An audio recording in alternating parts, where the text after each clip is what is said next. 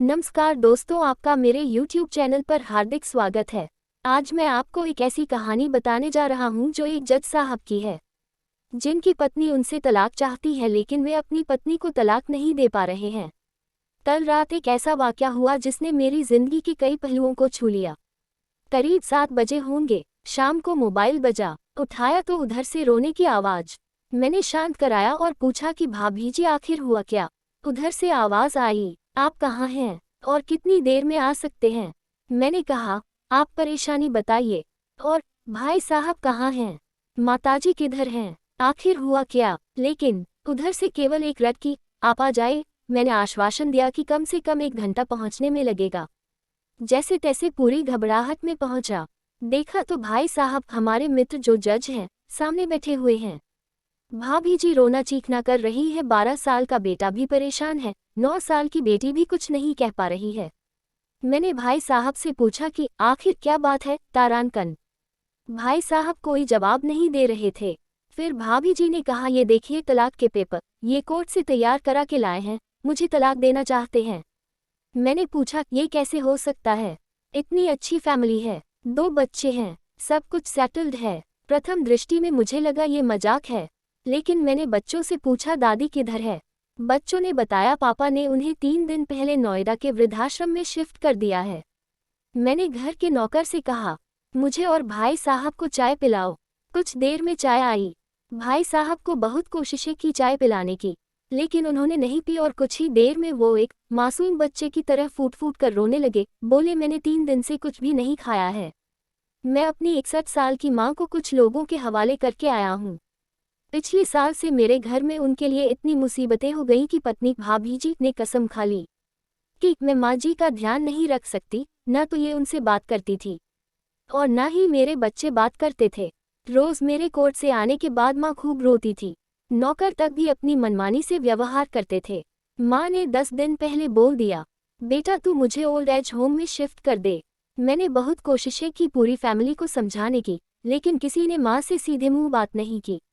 जब मैं 2 साल का था तब पापा की मृत्यु हो गई थी। दूसरों के घरों में काम करके मुझे पढ़ाया, मुझे इस काबिल बनाया कि आज मैं जज हूँ। लोग बताते हैं माँ कभी दूसरों के घरों में काम करते वक्त भी मुझे अकेला नहीं छोड़ती थी।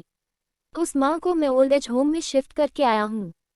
पिछले 3 दिनों से मैं अपनी माँ के एक एक डेक को याद करके तड़प रहा हूँ, जो उसने केवल मेरे लिए उठाए। मुझे आज भी याद है जब मैं 10th की परीक्षा में अपीयर होने वाला था। माँ मेरे साथ रात रात भर बैठी रहती। एक बार माँ को बहुत फीवर हुआ, मैं तभी स्कूल से आया था। उसका शरीर गर्म था, तप रहा था। मैंने कहा, माँ तुझे फीवर है? हंसते हुए बोली, अभी खाना बना रही थी इसलिए गर्म है। लोगों से उधार मांगकर मुझे दिल्ली विश्वविद्यालय से LLB तक पढ़ाया। मुझे ट्यूशन तक नहीं पढ़ाने देती थी कि कहीं मेरा टाइम खराब ना हो जाए। कहते कहते रोने लगे और बोले, जब ऐसी माँ के हम नहीं हो सके तो हम अपने बीबी और बच्चों के क्या होंगे? हम जिनके शरीर के टुकड़े हैं, आज हम उनको ऐसे लोगों के हवाले कराए जो उनकी आदत, उनकी बीमारी, उनके बारे में कुछ भी नहीं जानते। जब मैं ऐसी माँ के लिए कुछ नहीं कर सकता तो मैं किसी और के लिए भला क्या कर सकता हूँ?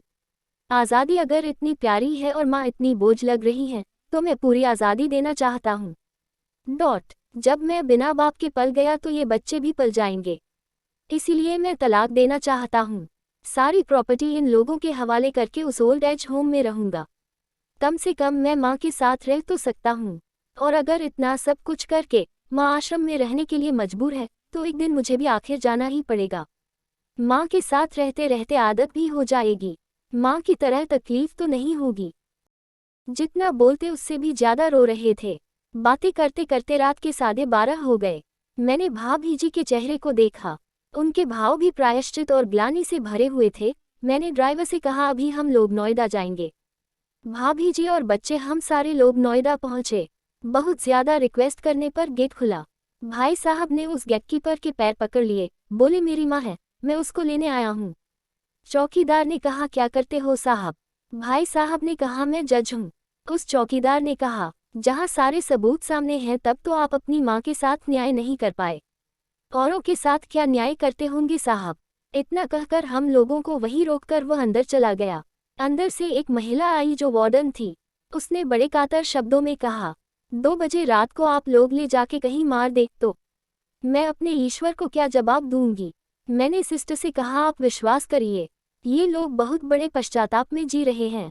अंत में किसी तरह उनके कमरे में ले गई। कमरे में जो दृश्य था उसको कहने की स्थिति में मैं नहीं हूँ। केवल एक फोटो जिसमें पूरी फैमिली है और वो भी माँ जी के बगल में, जैसे किसी बच्चे को सुला रखा है।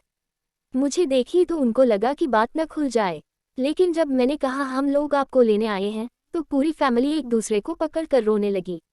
आसपास के कमरों में और भी बुजुर्ग थे, सब लोग जागकर बाहर तक ही आ गए।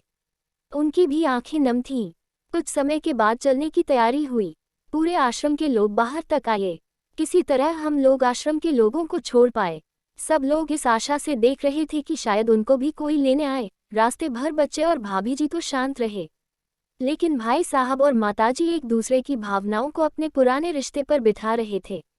घर आते आते करीब 3:45 हो गया। भाभी जी भी अपनी खुशी की चाबी कहाँ है ये समझ गई थी।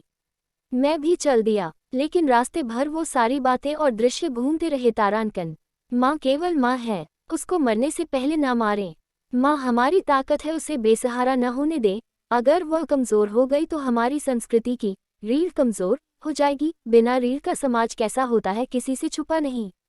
अगर आपके परिचित परिवार में ऐसी कोई समस्या हो तो उसको ये जरूर पढ़ाएं, बात को प्रभावी ढंग से समझाएं। कुछ भी करें लेकिन हमारी जन्नी को बेसहारा बेघर न होने दे। अगर माँ की आंख से आंसू गिर गए तो ये कर्ज कई जन्मों तक रहेगा। यकीन मानना सब होगा तुम्हारे पास पर सुकून नहीं होगा। सुकून सिर्फ माँ के आंचल में होता है, उस आंचल को बिखरने मत देना। इस मार्मिक दास्तान को खुद भी पढ़िए और अपने बच्चों को भी पढ़ाए ताकि पश्चाताप न करना पड़े। Folded hands, location flag.